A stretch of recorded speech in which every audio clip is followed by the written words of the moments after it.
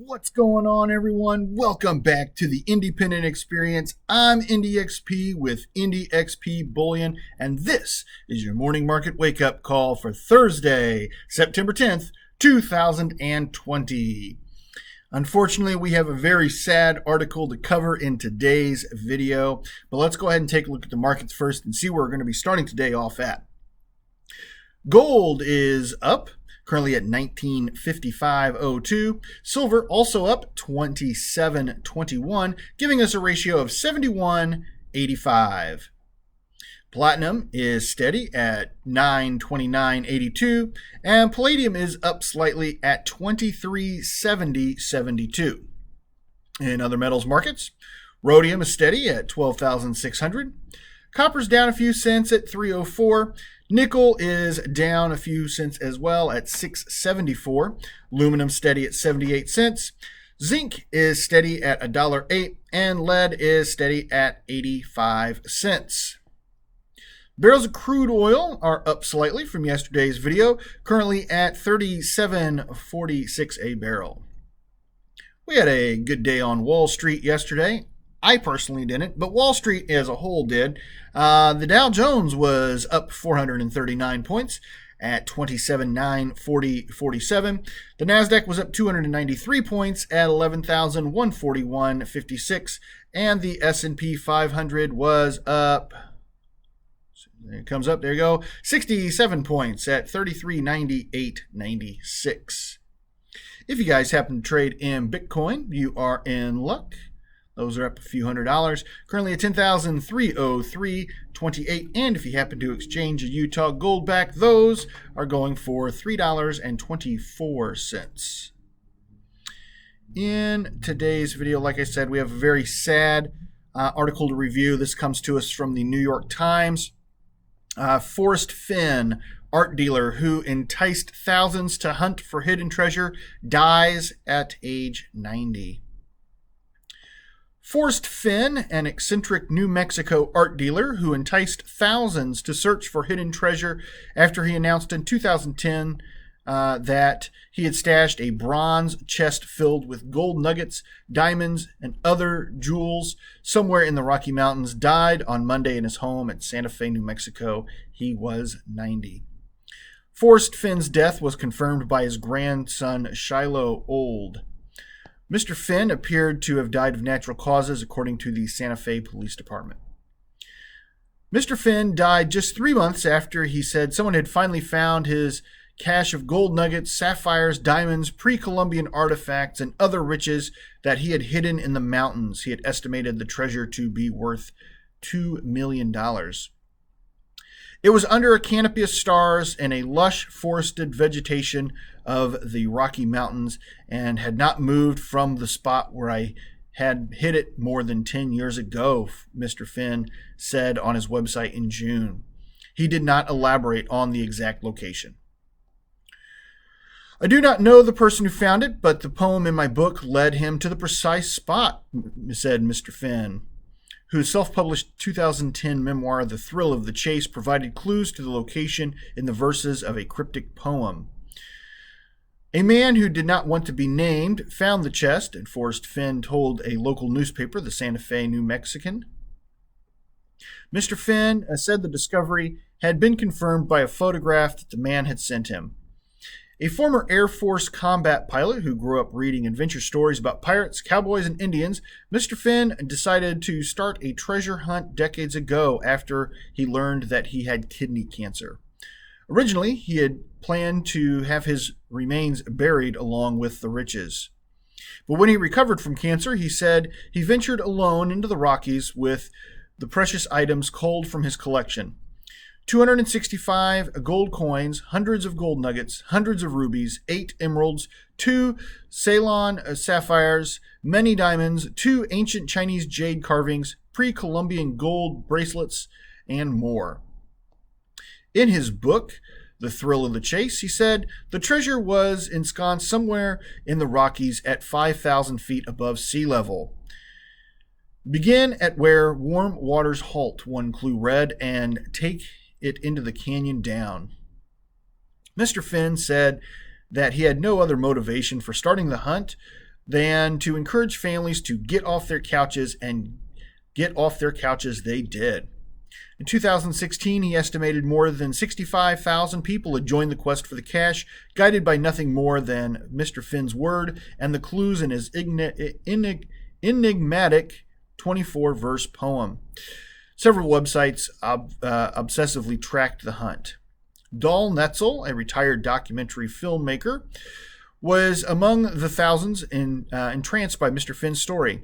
He estimated that he had searched more than 90 times for the treasure across New Mexico, Montana, and Wyoming, and said that he had become friends with Mr. Fenn after he'd sent an email after his first fruitless search for riches in 2011.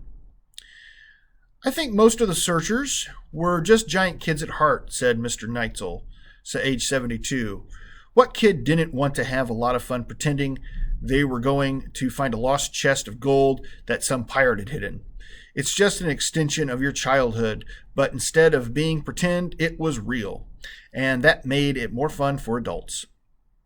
Still, he said, the search wasn't always, quote, fun and games. He noted that Mr. Fenn attracted a lot of negativity from people who accused him of perpetuating a hoax or endangering the lives of treasure hunters unprepared for the dangerous trek into the Rockies.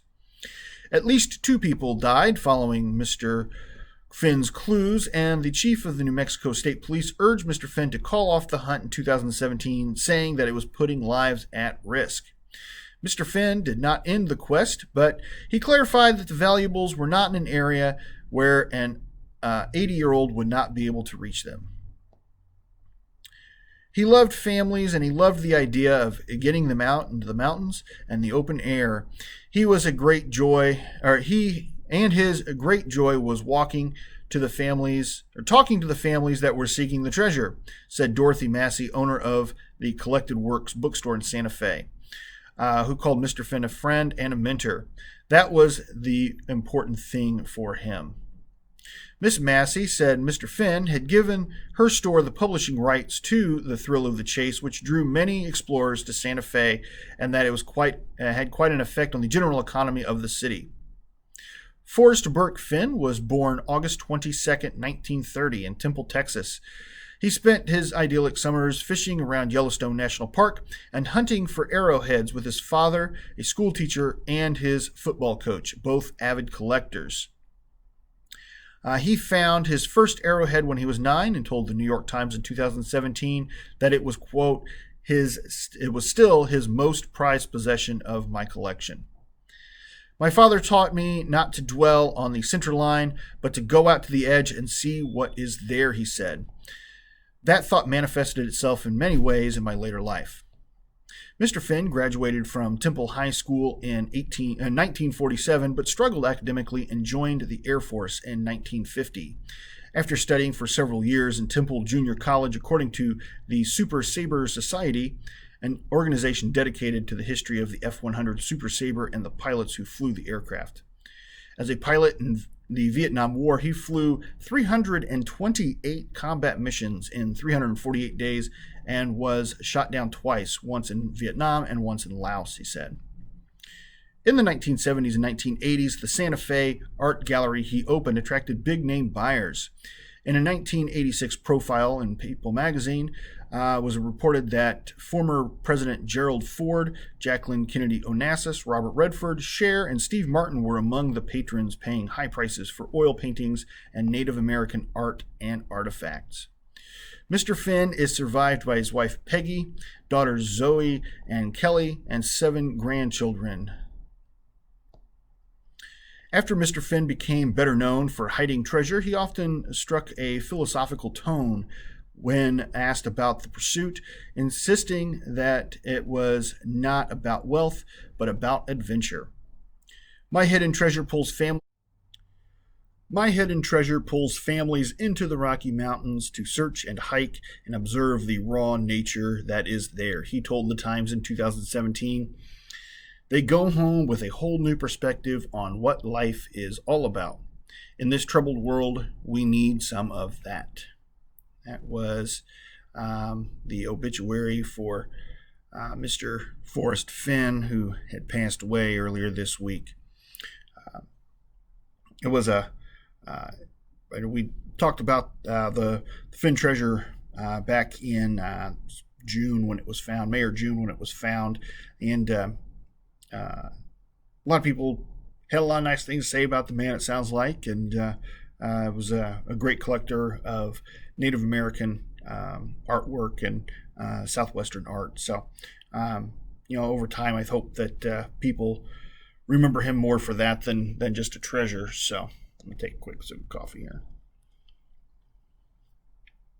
So let me know, guys, down in the comments below what you guys, how you guys feel about Forrest and his treasure and artwork and everything. It'd be interested to hear what you guys have to say. I think it would be nice. Just leave a few condolences for the family and people that knew him best. So, guys, I do greatly appreciate every single one of you. If you happen to appreciate old IndyXP bullying, go ahead and hit that thumbs up button right there for me. Bing bong. Wait, bing bong's over here. This is just the thumbs up. We're going to defeat YouTube with that one. If you're new to the Independent Experience and want to keep up to date on all the latest and greatest content, go ahead and consider hitting that subscribe and that jingle jangle bell right there goes bing bong, so you can stay notified of when all the new content comes out. Whew. All right, there's going to be a box up here. And you guys know that box holds all of the past catalog. Make sure you click on that. That's going to be the latest and greatest. You can start going back through the back catalog at the end of this video. Guys, I've been IndyXP Bullion from the Independent Experience, and I'm here again to remind you, if the women don't find you handsome, they should at least find your pockets heavy.